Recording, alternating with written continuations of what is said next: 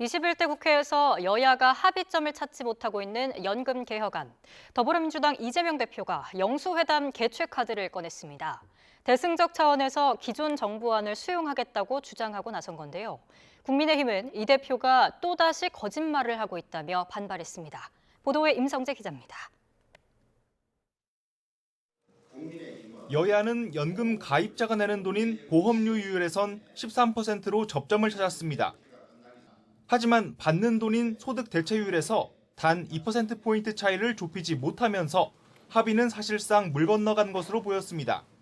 제1목적은 연금의 지속 가능성이고 미래 세대에 대한 부담을 축소하는 것이라고 생각을 했기 때문에 소득 대체 2%에 따라서 재정에 큰 영향을 미치는 것도 아니다는 걸 우리가 시뮬레이션을 통해서 확인했습니다.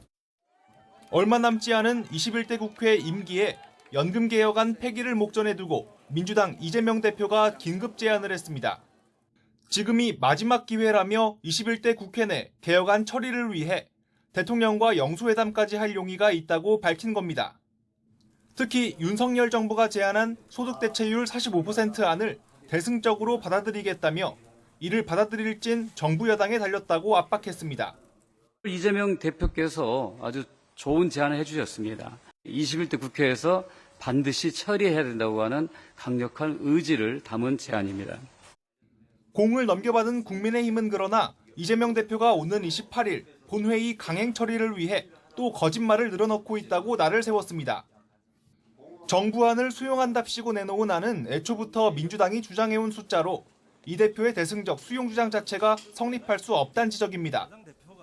받는 돈인 소득 대체율을 기존 입장이었던 43%에서 한 발 물러서 최대 44%까지 양보할 수는 있지만 미래 세대에 가중될 부담을 고려하면 그 이상은 어렵다는 점도 분명히 했습니다. 윤석열 정부 아니라고 왜 그런 거짓말 하는지 이해가 안 됩니다. 책임 공방을 지금 아마 우리 당 쪽으로 넘기려고. 민주당 측은 소득 대체율 45% 안은 정부가 주장한 안이 아니란 여당 지적엔 그동안 여야와 정부 사이에 있던 비공식 제안을 다 밝히긴 어렵다는 취지로 응수했습니다. 여야 공방의 대통령실 고위 관계자는 역대 정부 최초로 연금개혁 논의에 필요한 모든 자료를 국회에 제공했다며 여야 합의를 기다리고 있다는 원론적인 입장을 밝혔습니다.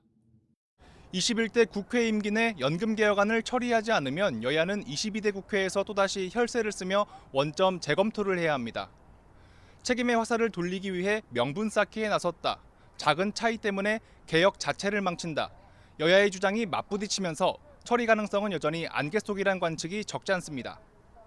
YTN 임성재입니다.